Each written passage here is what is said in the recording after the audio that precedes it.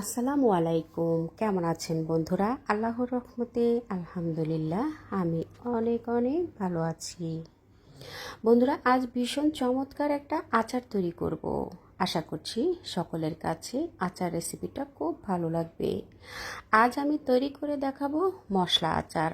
আমের খোসা সহ মশলা আচারটা খুব সহজ পদ্ধতিতে আমি যেভাবে তৈরি করি এবং সারা বছর যেভাবে সংরক্ষণ করি, সম্পূর্ণ রেসিপিটাই আপনাদের সাথে শেয়ার করব।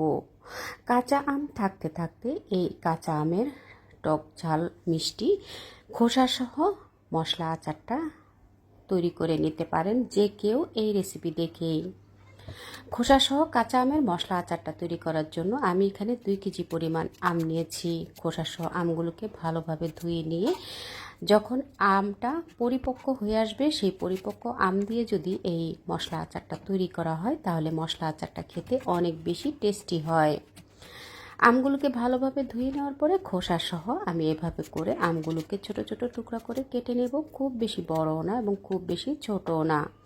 আমার আমগুলো একটু বড় বড় সাইজের, তো আমি আমগুলোকে আমার পছন্দ অনুযায়ী সাইজ করে টুকরো করে কেটে নিচ্ছি। ঠিক এরকম সাইজ করে আমগুলোকে আমি খোসা সহ কেটে নিয়েছি।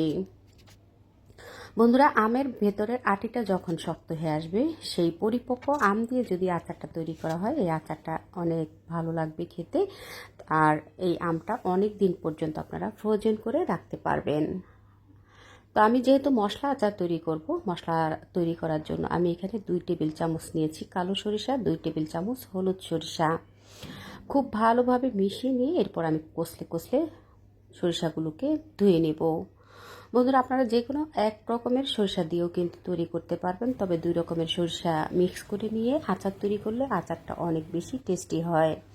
ভালোভাবে কষলে কষলে ধুয়ে নিয়ে সরিষার ভিতরে কিন্তু অনেক সময় অনেক মাটির দলা থাকে, তাই ভালোভাবে কষলে কষলে ধুয়ে নেওয়ার পরে আমি 10 থেকে 15 মিনিট ভিজিয়ে রেখে এরপর আমি ভিনেগার দিয়ে পেস্ট তৈরি করে নিয়েছি। এখন আমি মশলা মেখে নেব। আমি হলুদের গুঁড়া 1 টেবিল চামচ, লাল মরিচের গুঁড়া 1.5 টেবিল চামচ, সরিষা বাটা এখানে দিয়ে দিলাম 2 টেবিল চামচ। আমি একটু মশলার পরিমাণটা বেশি ব্যবহার করব, যেহেতু আমি এটা মশলা আচার তৈরি করছি, তো সেই অনুযায়ী কিন্তু আমি একটু মশলার পরিমাণটা একটু বেশি দিয়ে দেব। আদা রসুনের পেস্ট 1 টেবিল চামচ, গরম মশলার গুঁড়ি 1 টেবিল চামচ দিয়ে খুব ভালোভাবে মশলাগুলোর সাথে আমটাকে মেখে নেব। বন্ধুরা, আপনারা নিশ্চয়ই খেয়াল করেছেন আমি কিন্তু এখানে সব ধরনের মশলা ব্যবহার করলেও এখানে কিন্তু আমি লবণ ব্যবহার করিনি। যেহেতু আমটাকে আমি রোদে শুকাবো না, আমটাকে আমি ফ্যানের বাতাসে কয়েক ঘন্টা রেখে আচারটা তৈরি করব, যার কারণে আমি এখানে কিন্তু লবণ ব্যবহার করিনি। শুধু মশলা দিয়ে আমগুলোকে মেখে নিয়ে আমি ফ্যানের বাতাসে কয়েক ঘন্টা রেখে দেব। যখন অতিরিক্ত পানিটা বাষ্প হয়ে যাবে ফ্যানের বাতাসে, সে সময় আমি আচারটা তৈরি করে নেব। এখন একটা ছড়ানো প্লেটে কাগজ দিয়ে এভাবে করে ফ্যানের বাতাসে কয়েক ঘন্টা রেখে দেওয়ার পরে দেখুন আমগুলো কিন্তু আমের থেকে অতিরিক্ত পানিটা সুন্দরভাবে শুকিয়ে গেছে, মশলাগুলো থেকেও পানিটা সুন্দরভাবে বাষ্প হয়ে গেছে। প্রতিটা আমের টুকরো থেকেই কিন্তু মশলা এবং আমের টুকরো থেকে পানিটা এভাবে করে বাষ্প হয়ে গেছে।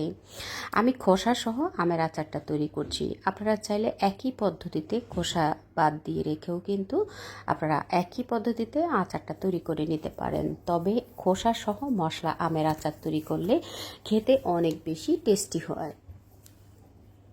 এখন আমি চুলায় একটা প্যান বসিয়ে দিলাম। আমি এখানে প্রায় হাফ লিটার থেকেও বেশি তেল দেব, যেহেতু এই আমের আচারটাকে তেলে ডুবিয়ে রাখতে হবে, তাই তেলের পরিমাণটা একটু বেশি দিতে হবে। 250 গ্রাম রসুন দিয়ে দিলাম এবং তেজপাতা দিয়ে দিলাম 3টা, দারচিনি দিয়ে দিলাম 6-7 টুকরা এবং এলাচ দিয়ে দিলাম 6-7টা এলাচ দিয়ে দিলাম। আর 50 গ্রামের মতো আমি এখানে শুকনো মরিচ ব্যবহার করেছি। একটু তেলে মশলাগুলো এবং রসুনটাকে একটু তেলে কিছুক্ষণ ভাজার পরে দেখবেন তেলটা ফেনা হয়ে উপরে উঠে গেছে। ভয় পাওয়ার কিছু নেই, যখন তেলটা থেকে ফেনা উঠে যাবে সে সময় চুলাটা একটু অফ করে দিয়ে তারপর আগের থেকে মশলা মেখে রাখা সেই আমের টুকরোগুলো দিয়ে দিলাম। আমের টুকরোগুলো সম্পূর্ণ দিয়ে দিলাম এবং নিচে পড়ে থাকা মশলাগুলো কিন্তু আমি সম্পূর্ণ দিয়ে দিয়েছি। এখন আমি চুলাটা আবারও অন করে দিয়েছি। চুলাটা অন করে দিয়ে হাই হিটে করে নেড়ে চেড়ে কিছুক্ষণ জাল করে নেব। যেহেতু আমার আমটা আগের থেকেই ফ্যানের বাতাসে কিছুক্ষণ ছড়িয়ে রাখার পরে পানিটা শুকিয়ে গেছে, এখানে কিন্তু আর পানির কোনো ভয় নেই। আপনারা চাইলে তেল গরম করেও কিন্তু বয়মে এই আমগুলো রেখে তেলটা দিয়ে দিতে পারতেন, কিন্তু আমি একটু তেলটাকে গরম করে নিয়ে মশলাগুলো দেওয়ার পরে আমি এই পর্যায়ে আসার পরে কিন্তু আমি লবণটা ব্যবহার করেছি। আমি একটু টেস্টের জন্য এখানে চিনি দিয়ে দিলাম হাফ কাপের মতো। চিনিটা দিয়ে এরপর কিছুক্ষণ জাল করে চিনিটা গলে যাওয়া পর্যন্ত একটু নেড়ে চেড়ে জাল করে নেব মিডিয়াম আঁচে। এখন আমি আচারের পাঁচফোড়নটা তৈরি করে নিয়েছি। শুকনো তাওয়ায় আমি কয়েকটা শুকনো মরিচকে একটু টেলে নিয়েছি। শুকনো মরিচটা তেলে নেওয়ার পরে আমি এখানে 2 টেবিল চামচ পাঁচফোড়ন চুলার আঁচ একেবারে লোতে রেখে একটু ভেজে নেব। খুব বেশি হাই হিটে পাঁচফোড়নটাকে ভাজবো না, খুব বেশি হাই হিটে পাঁচফোড়নটা ভাজলে তেতো লাগবে, তাই চুলার আঁচ একেবারে লোতে রেখে জাস্ট একটু মুচমুচে হয়ে আসবে, ফ্লেভার বেরিয়ে যাবে সে পর্যন্ত ভেজে নেওয়ার পরে এরপর আমি ঠান্ডা করে আমি আধা ভাঙা করে গুঁড়ো করে নিয়েছি। পাশের চুলাতে কিন্তু আমার আচারটা বসিয়ে রাখা ছিল। এখন আমি কিছুক্ষণ পর পর আচারটাকে একটু নেড়ে দিচ্ছি যাতে করে তলানিতে লেগে না যায়। টেস্টের জন্য আমি এখানে 1 টেবিল চামচ দিয়ে দিলাম বিট লবণ। বন্ধুরা, আচারে একটু বিট লবণ ব্যবহার করলে আচারটা খেতে আরও বেশি টেস্টি হয়। এখন আমি যে পাঁচফোড়ন গুঁড়ো করে রেখেছিলাম আধা ভাঙা করে, সেখান থেকে আমি 1 টেবিল চামচ পাঁচফোড়নের গুঁড়ো দিয়ে আবার একটু নেড়ে চেড়ে জাল করে নিচ্ছি। খুব ভালোভাবে মিশিয়ে নেওয়ার পরে এরপর আমি আরও 1 টেবিল চামচ পাঁচফোড়নের গুঁড়ি এখানে ব্যবহার করব। এই আচারটাতে তুলনামূলকভাবে মশলার পরিমাণটা একটু বেশি দিতে হবে। যেহেতু এটা মশলা আচার, তাই এর মশলার পরিমাণটা তুলনামূলকভাবে একটু বেশি ব্যবহার করতে হবে। তো বন্ধুরা, আরও 1 টেবিল চামচ পাঁচফোড়নের গুঁড়ি দিয়ে সব শেষে কিন্তু পাঁচফোড়নের গুঁড়িটা দিতে হবে, এতে করে আচার সম্পূর্ণ আচারের ভিতরে ফ্লেভারটা ছড়িয়ে যাবে। বন্ধুরা, খুব ভালোভাবে যখন চিনিটা গলে গিয়ে ক্যারামেল এরকমভাবে ক্যারামেলের মতো হয়ে গেছে বা মিশে গেছে চিনিটা, ঠিক সে সময় আমি চুলাটা অফ করে দেব। বন্ধুরা, এই আচারটা কিন্তু তেলে চুবিয়ে রাখতে হবে, তাই তেলের পরিমাণটাও একটু বেশি দিতে হবে। তো দেখুন, ভালোভাবে আমার চিনিটা গলে গেছে, সুন্দরভাবে কিন্তু আচারটা তৈরি হয়ে গেছে। এই আচারটা যত বেশি পুরনো হবে এই আচারটা খেতে তত বেশি টেস্টি হবে।